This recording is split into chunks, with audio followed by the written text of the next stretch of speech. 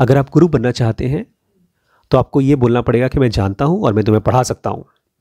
लेकिन अगर मैंने ये कहा तो मैं तो खत्म, क्योंकि अगर मैं सब कुछ जानता हूँ मैं कुछ ही सीखूंगा कैसे। नमस्कार दोस्तों, स्वागत है आपका इस सीरीज में जिसका नाम है Aghora, the left hand path on tantra. एक आदमी ने रमन महर्षि से पूछा था कि क्या मैं एक स्पिरिचुअल गुरु बनूंगा? तो उन्होंने कहा अगर तुम्हारी डेस्टिनी है तो तुम जरूर बनोगे। खुद वो गुरु थे बहुत से लोगों के। रमन कृष्णमूर्ति ने भी ये बोल बोल कर कि मैं किसी का गुरु नहीं हूं, गुरु का रोल प्ले किया। लेकिन विमलानंद की कहानी जो हम लोग यहां पढ़ेंगे, उन्होंने बहुत कम लोगों को अपना शिष्य बनाया।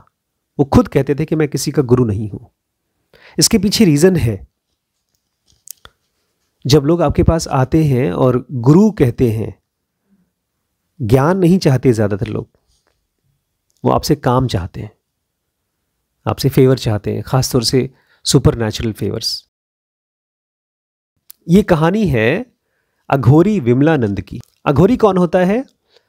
अघोरी वो इंसान होता है, डरिए मत, क्योंकि अघोर से मुझे याद है बचपन से ही डर घुसा हुआ है दिमाग में। एक ऐसा इंसान जो एक स्पिरिचुअल डिसिप्लिन प्रैक्टिस करता है। जैसे हम मेडिसिन एक डिसिप्लिन है, ऐसे ही एक स्पिरिचुअल डिसिप्लिन प्रैक्टिस करता है जिसको बोलते हैं अघोर। अघोर को अगर आप सिंपल भाषा में समझने की कोशिश करें तो उसका मतलब है गहरे से भी गहरा, या बहुत सॉफ्ट जेंटल, रोशनी से, लाइट से भरा हुआ, जो चमक गया है, जाग गया है। तंत्र का जो सबसे पीक है उसको अघोरा मान सकते हैं आप। तंत्र है एक इंडियन रिलीजन जिसकी सुप्रीम डिटी जो देवी मानी जाती है वो है मदर गॉडेस, माँ दुर्गा कह लीजिए, काली कह लीजिए, वो उसकी मेन डिटी है। जब भी तंत्र के बारे में लोग बातचीत करते हैं वेस्ट में, जो पढ़े लिखे लोग, वो उसकी सबसे खराब चीज़ को डिस्कस करते हैं। वेस्ट मतलब अंग्रेजी पढ़े लिखे बच्चे नहीं, हम लोग भी आ गए उसमें। हम लोग पहले ईस्ट और वेस्ट बोलते थे, इंडिया और ये इस तरफ के लोग, इंडिया के लोग को हम ईस्ट बोलते थे और अमेरिका और इंग्लैंड उनको वेस्ट माना जाता था। विदेशी और देशी, तो हम लोग देश के लोग हैं और वो विदेशी। लेकिन अब ये मान के चलिए कि आप भी वेस्टर्नर हो गए हैं।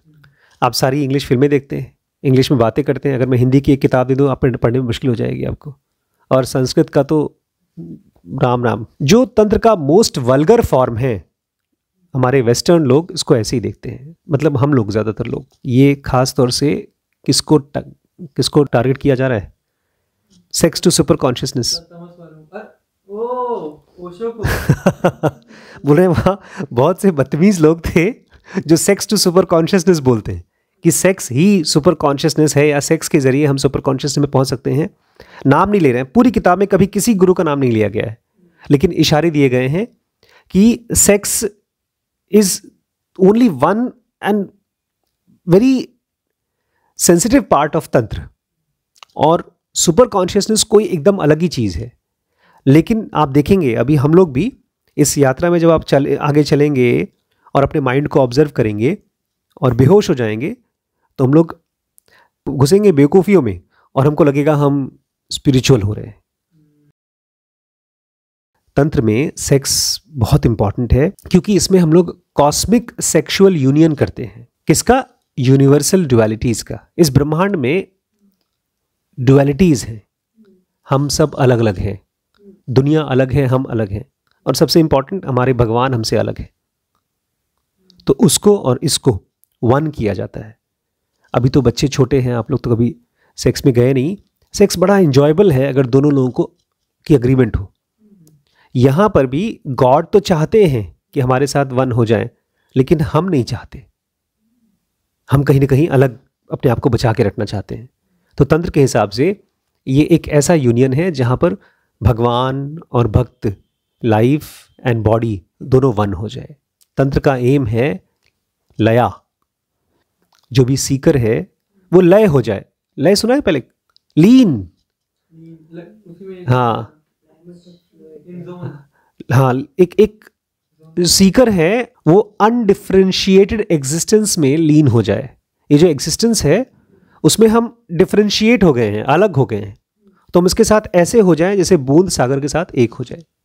देखा जाए तो तंत्र को हम रिलीजन नहीं बोल सकते, क्योंकि तंत्र में टेनेट्स और डॉगमाज नहीं है, इसमें कोई थियरी नहीं है, इसमें कोई जबरदस्ती की बिलीफ नहीं है कि तुम्हें सिंदूर लगाना चाहिए, ये तुम हिंदू हो, तुम ब्राह्मण हो। ये सारा का सारा प्रैक्टिकल है।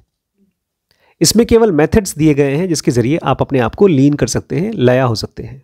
एक इंडिविजुअल को, हमारे माइंड को जो सोचता रहता है, अपने चारों तरफ सोचता रहता है, इसलिए वो शांत नहीं हो पाता, इसलिए वो डिसॉल्व नहीं हो पाता है, इसलिए डिवाइन फ्रैगमेंट के साथ वन नहीं हो पाता। इसको डिसॉल्व करना इनफाइनाइट के साथ, यही तंत्र है। इसी के मेथड्स बताए गए हैं। इसी को सेक्स के रूप में दिखाया गया है। इसमें तंत्र में पर्सनल ईगो, मतलब जो भी, चाहे कोई भी आदमी हो, लड़का हो, आदमी हो, बच्चा हो, कोई भी हो, उसका जो ईगो है उसको फीमेल की तरह दिखाया गया है, और जो भगवान है एब्सोल्यूट, उसको मेल की तरह दिखाया गया है। और इन दोनों के बीच में सेक्स होते हुए, मतलब दोनों मर्ज हो रहे हैं, वन हो रहे हैं। बहुत ही स्पेशल जगहों पर भी, बहुत स्पेशल जगह पर सेक्स अलाउड किया जाता है, ताकि आप अपने स्पिरिचुअल प्रोग्रेस में बहुत जल्दी आगे बढ़ सके। लेकिन कहीं पर भी व्यभिचार नहीं फैलाया जाता इसमें। व्यभिचार मतलब एक आदमी अपनी वाइफ के अलावा किसी और के साथ सेक्स करे, इसको बोलते हैं व्यभिचार। एक आदमी अपनी वाइफ के साथ भी जबरदस्ती सेक्स करे, इसको बोलते हैं व्यभिचार। ये बहुत ऐसा है जैसे कि एक स्ट्रेट लाइन है और एक गोल मटोल लाइन है। स्ट्रेट लाइन यहां से लेकर के वहां तक पहुंचने का सबसे सीधा और सबसे शॉर्ट रास्ता है। इस माइंड को, इस बॉडी को कंसंट्रेट कर पाने के लिए एक बहुत पुराने ज़माने से प्रथा खोजी गई है शादी की, जिसमें एक आदमी एक औरत के साथ अपने आप को बांधता है, उसके लिए कमिट करता है, उसको शादी हम लोग बोलते हैं। लेकिन जब इसको तोड़ देता है आदमी, क्यों तोड़ देता है? क्योंकि उसको आइडिया ही नहीं है कि ये शादी का पर्पस क्या है। शादी का पर्पस है इस माइंड को फोकस कर पाना, केवल अपने आप को सेक्सुअल एंजॉयमेंट के लिए नहीं है, समाज को चलाने के लिए भी नहीं है। बहुत से लोगों को लगता है नहीं, समाज मेंटेन रहे, लड़ाई झगड़ा ना हो, इसलिए शायद शादी खोजी गई थी ना। शादी का पर्पस था एक माइंड अपने आप को बैलेंस कर सके, हस्बैंड वाइफ दोनों। लेकिन जब आप इसको भूल जाते हैं तब आप व्यभिचार करते हैं। व्यभिचार मतलब प्रोस्टिट्यूट्स के पास जाना या एक्स्ट्रा मैरिटल अफेयर करना। इस तरह की चीज़ें कहीं पर भी तंत्र में प्रमोट नहीं की जाती, ना ही तो अलाउ की जाती है। तंत्र को दो तरीके से डिवाइड किया गया है, एक राइट हैंड पाथ, एक left hand path. Right hand path मतलब हमारा योग का पाथ, जेन योग का पाथ, जिसमें कि आप ईश्वर को बाहर खोजते हैं अपने ऊपर प्योरिटी डालकर, अपने माइंड और बॉडी को प्योर करके। और ये चीज़ सभी जगह पर, चाहे कर्म योग हो, भक्ति योग हो, राज योग हो, सभी जगह पर प्योरिटी की बहुत बात करते हैं। इवन कृष्णमूर्ति बोलते हैं the mind has to become pure. उसके अंदर से इल्यूजन खत्म होना चाहिए, कन्फ्यूजन खत्म होना चाहिए। प्योर उस सेंस में नहीं कि तुम पापी हो, तुम पवित्र हो, ऐसा नहीं, बट कहीं ना कहीं एक प्योरिटी चाहिए, तभी आप राइट हैंड पाथ के हिसाब से भगवान को पा सकते हो। लेकिन एक बड़ी अजीब बात है, लेफ्ट हैंड पाथ ये किसको अट्रैक्ट करती है? उन लोगों को जो लोग बहुत जल्दी अपनी स्पिरिचुअल प्रोग्रेस करना चाहते हैं और जिनको लगता है कि कोई तैयारी की जरूरत नहीं है, घुसो, करो तंत्र, पहुंच जाओगे। इसका मतलब ये है, जैसे एक एग्जांपल समझिए। पहले जब एक बच्चा 12th पास कर लेता है तो कौन कौन सी स्ट्रीम होती है? Science, commerce, arts. सबसे अच्छे बच्चे कहाँ जाते हैं पढ़ने वाले? साइंस, उसके बाद कॉमर्स, उसके बाद आर्ट्स। तो फिर सबसे अच्छा करियर किसका होगा? साइंस वालों का। लेकिन क्या आर्ट्स स्ट्रीम खराब है? नहीं, लेकिन आर्ट्स में जाते ही बेचारे वो हैं जो पढ़ने में बहुत अच्छे नहीं होते, इसलिए आर्ट्स बदनाम हो गई। तो अब लेफ्ट हैंड पाथ में ऐसे लोग जाते हैं जो बहुत सेक्स को एंजॉय करना चाहते हैं, मीट को एंजॉय करना चाहते हैं, शराब को एंजॉय करना चाहते हैं, और फिर उसकी वजह से तंत्र हो जाता है बदनाम। जो लोग शॉर्टकट चाहते हैं वो तंत्र की तरफ जाते हैं, और जो लोग शॉर्टकट चाहते हैं वो तंत्र को भी कायदे से नहीं कर पाते। क्योंकि कोई भी स्पिरिचुअल पाथ शॉर्टकट से मिलता नहीं है। लेफ्ट हैंड पाथ में केवल आदमी तभी सक्सेसफुल हो सकता है जब तक वो अंदर से एब्सोल्युटली प्योर ना हो। अगर आप अंदर से प्योर नहीं है तो इसमें आप सक्सेसफुल नहीं हो सकते। जैसे कोई ऑपरेशन करता है तो उसको बहुत ही बारीकी से ऑपरेशन करने आना चाहिए। एक कसाई ऑपरेशन नहीं कर सकता, कसाई भी काटता है, एक डॉक्टर भी काटता है। एब्सोल्यूट इंटरनल प्योरिटी चाहिए लेफ्ट हैंड पाथ में, क्योंकि इसमें जो आप प्रैक्टिसेस करते हैं उसमें इन्वॉल्व है नेक्रोमेंसी, काला जादू, इंटॉक्सिकेंट्स, नशीले पदार्थ, सेक्स, या तो और भी ढेर सारी ऐसी प्रैक्टिसेस जिसको सामाजिक रूप से मना किया गया है। मैंने तंत्र को तब पढ़ा था जब मैं नॉन सीरियस था, और जैसे मैं सीरियस हुआ मैं चला आया ज़ेन योग के पास। तो ज़्यादातर जो सीरियस स्टूडेंट्स होते हैं वो बोलते हैं भाई इधर खतरा है, मैं यहाँ नहीं जाऊँगा। और ये अपने आप में सही चीज़ है। कोई आदमी, कोई जैसे मैं अच्छा ड्राइवर हूँ तो मैं बोलूँगा मैं रात को गाड़ी नहीं चलाऊँगा, खतरा है। जो आदमी असावधान है, कैजुअल है, उनके लिए तंत्र बहुत ही खतरनाक है। लोग कहते हैं कि एक ब्लेड के ऊपर चलना या एक शेर के ऊपर सवारी करना वो ज़्यादा आसान है बजाय तंत्र के। और बड़ी विडंबना है, जो लोग लेफ्ट हैंड पाथ में सक्सेसफुल होंगे ही नहीं वो उसमें अट्रैक्ट होते हैं। उनको लगता है यार यहाँ तो मौज ही है, यहाँ तो सेक्स भी कर सकते हो, शराब भी पी सकते हो, बोला गया है पीने के लिए, हम क्या कर रहे हैं, तंत्र कर रहे हैं, दारू पियो। और बेचारे जो सक्सीड कर सकते हैं इसमें, सिंसियर लोग, वो इसे डर के भाग जाते हैं। लेकिन यहाँ पर हम लोग को ध्यान इस बात पर नहीं देना है कि राइट हैंड पाथ पे जाएं कि लेफ्ट हैंड पाथ पे जाएं।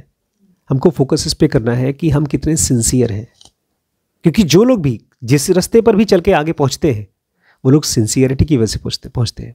पाथ तो दोनों वहीं पर पहुंचाता है। लेफ्ट हैंड पाथ में स्ट्रिक्ट रिनंसिएशन रिक्विजिट है, आपको त्याग करना होगा। ये इतना एक्सट्रीम होता है कि आपको थ्रू एंड थ्रू साफ कर देगा, प्योरीफाई कर देगा। जब आपकी प्योरिटी परफेक्ट हो जाती है तब जाकर के आपको रिचुअल्स दी जाती हैं करने के लिए, ये तुम प्रैक्टिसेस करो तंत्र में। और ऐसी रिचुअल्स होती हैं जो बेचारे लेमैन होंगे, जब वो देखेंगे बोलेंगे अरे पापी कहीं की ऐसे गंदे गंदे काम कर रहे हैं। आम आदमी जैसे हम लोग गृहस्थ लोग, अघोरा किसी भी मौज मस्ती में डूब जाना नहीं है। जहाँ कहीं पर भी अंधेरा है, डार्कनेस है, उसको फोर्स करके लाइट बनाने की तरीका है अघोरा। जबरदस्ती एनलाइटेंड होने का तरीका है अघोर। यहाँ पर जो हमारी एक पर्सनालिटी है वो ओपेक है, उसके थ्रू दिखता नहीं है, उसके अंदर से ही घसीट कर निकालना एब्सोल्यूट की चमक। अघोर कहता है कि अच्छा ठीक है, हमारे अंदर है भगवान, घसीट के निकालो, कहाँ है। और एक बार आप एब्सोल्यूट तक पहुंच जाते हैं, ईश्वर तक पहुंच जाते हैं, तब त्याग खत्म, क्योंकि उसके बाद कुछ बचता नहीं रिनाउंस करने को, त्याग करने को कुछ बचता नहीं है। एक अघोरी अंधेरे के इतने गहरे में जाता है। एक आम आदमी के लिए ऐसी ऐसी चीज़ें हैं जो अघोरी करता है, जो कि वो सपने में भी नहीं सोच सकता, कि वो जा कर के फिर लाइट में से निकल आता है बाहर। आम आदमी तो डरता है अंधेरे में जाना, लेकिन वो अंधेरे के अंदर घुस करके उस पार लाइट में निकलता है। हम लोग गए थे अभी उदयपुर, वहाँ पर एक महल था। उस महल में एक बड़ा सा हॉल था, उसमें इंडिया के अलग अलग प्रांतों के लोगों की टोपियाँ और पगड़ियाँ रखी थी, अलग अलग कास्ट के लोगों की टोपियाँ। तो इंडिया में लोगों को पहचाना जाता था उनके टर्बन से, पगड़ी से। एक तो इतनी बड़ी पगड़ी पड़ी है, इतनी बड़ी, दुनिया की सबसे बड़ी पगड़ी थी वो। पुराने ज़माने में देखा नहीं, बहुत से लोग, सरदार लोग पहनते हैं, खूब बड़ी बड़ी पगड़ी पहनते हैं। और अघोरियों को पहचानने के लिए आमतौर पे माना जाता है कि जो अपने बॉडी में राख चपोट करके रखते हैं, उनके बड़े बड़े बाल होते हैं जो पूरी तरह से गुथे होते हैं, मतलब गंदे गंदे मैटेड होते हैं, उसको झाड़ा नहीं जाता बहुत सालों तक। और वो ऐसे ही घूमते रहते हैं ऐसे जंगली की तरह, वो बस ऐसे जानवर होते हैं, ऐसे जानवर की तरह जीते हैं, ऐसा माना जाता है। और अघोरी कुछ लोग मानते हैं कि केवल हमारे लिए होना चाहिए और दुनिया में कोई अघोरी नहीं है। वो एक तरह से कट्टरवादी हैं, लेकिन यहाँ पर वो लोग, उन लोगों की बात नहीं हो रही है। ये होते नहीं अघोरी। दो टाइप के लोग होते हैं, एक जो बाहर दिखाते हैं और एक जो अंदर से होते हैं। विमलानंद को कोई देख लेता तो पहचानता नहीं, लेकिन जिनके बारे में हम पढ़ेंगे विमलानंद, उनकी तो अपनी अलग ही डेफिनेशन थी अघोरियों की। वो ट्रेडिशनल तरीके से अपने आप को डिफाइन नहीं करते थे। जब ये तंत्र या वेद बोलते हैं तो ये मत सोचिएगा कि कोई किताब में लिखा गया है वो चीज़ बोल रहे हैं। इनका अपना था, कॉमन लैंग्वेज था, आम जो भाषा होती बात करने की उसमें से निकलती थी। ये कोई किताबी कीड़ा नहीं थे, ये पंडित नहीं थे, पीएचडी वाले नहीं थे। विमलन के हिसाब से जो आदमी प्रैक्टिस करता है उसको टेक्स्ट की ज़रूरत नहीं होती। टेक्स्ट तो वो लोग कोट करते हैं जो लोग खुद एक्सपीरियंस नहीं करते या नहीं कर पाते, इसलिए वो कोट करते हैं कि गीता में ये कहा गया है, कुरान में ये कहा गया है। इनके हिसाब से तुम वही हो जो तुम अपने लिए बिलीव करते हो। अगर तुम अपने आप को ईमानदारी से देखते हो तो तुम जो अपने आप को मानते हो वही तुम हो। विमलानंद कहते थे तुम अपने लिए खुद जिम्मेदार हो। ये सबसे पावरफुल सेंटेंस है। जो तुम्हारा अपने लिए ओपिनियन है वही सबसे बड़ी अथॉरिटी है। कोई और तुमको अगर योगी बोले और तुम्हें नहीं लगता कि तुम योगी हो तो तुम नहीं हो, और पूरी दुनिया बोलती है कि तुम योगी नहीं हो लेकिन तुम्हें लगता है तुम योगी हो तो हो। अगर हम सिंसियर हैं तो। अब विमलानंद जो थे उनको इससे मतलब नहीं था, क्योंकि वो खुद कोई रिलीजन या कोई कल्ट नहीं चलाते थे। अगर आप गुरु बनना चाहते हैं तो आपको ये बोलना पड़ेगा कि मैं जानता हूं और मैं तुम्हें पढ़ा सकता हूं, लेकिन अगर मैंने ये कहा तो मैं तो खत्म, क्योंकि अगर मैं सब कुछ जानता हूं मैं कुछ चीज़ सीखूंगा कैसे? तब तो मैंने अपने आप को बंद कर दिया कोई भी नई चीज़ से। लेकिन अगर मैं स्टूडेंट हो जाऊं पूरी ज़िंदगी तो मैं रोज़ नई नई चीज़ें सीखूंगा। विमलानंद कहते हैं जो भी मेरे पास आता है कुछ सीखने के लिए, मैं उनको डिसाइपल नहीं कहता हूँ, मैं केवल एक आम आदमी हूँ। विमलानंद कहते हैं मैं इस तरह से जिया हूँ कि ज़्यादा लोग जानते नहीं हैं और मैं ऐसे ही मरना पसंद करूँगा। बस कुछ लोग हैं जो मुझे जानते हैं। विमलानंद को इस दुनिया से कोई चीज़ नहीं चाहिए और बोलते हैं अगर मैं कल मर जाऊँ तो मैं खुश हूँ। लेकिन इस स्टेटमेंट को जब मैंने सुना तो मैंने अपने मन में झांकने की कोशिश की, क्या मेरी ऐसी स्टेट है?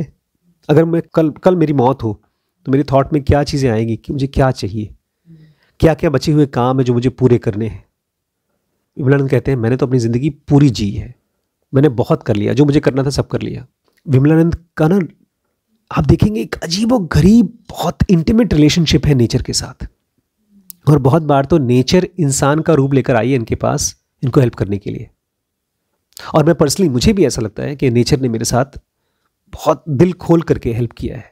विमलानंद कहते हैं कि मैं कभी डिसाइपल्स नहीं बनाऊंगा, मेरे पास खाली बच्चे होंगे, चिल्ड्रन होंगे, जो भी होगा मेरे बच्चे होंगे, क्योंकि यही तरीका है गुरु अपने डिसाइपल को ट्रीट करना चाहिए, बच्चे की तरह, एक स्पिरिचुअल सन की तरह या तो डॉटर की तरह। और एक गुरु और उनके शिष्यों के बीच में जो बॉन्ड होता है, माँ बाप और उनके बच्चों के बॉन्ड से ज़्यादा स्ट्रांग बॉन्ड होता है। इस चैप्टर का नाम है माँ, और इसमें धीरे धीरे विमलानंद हमको माँ शमशान तारा के साथ दोस्ती कराएंगे, कैसे उनकी मीटिंग हुई शमशान तारा से। बहुत ही इंटरेस्टिंग कहानी है, मैंने इसको एक बार पहले पढ़ाया भी था, इसको फिर से हम लोग कवर करेंगे अगर आप चाहते हैं तो। इसमें कोई प्रैक्टिसेस आपको ट्राई नहीं करना है, केवल इस स्टोरी को सुनना है, अंदर जाने देना है और प्रैक्टिस करना है जुनोगा को। अगर आप अघोरी होने वाले हैं तो आपके गुरु आपको मिल जाएंगे। Thank you.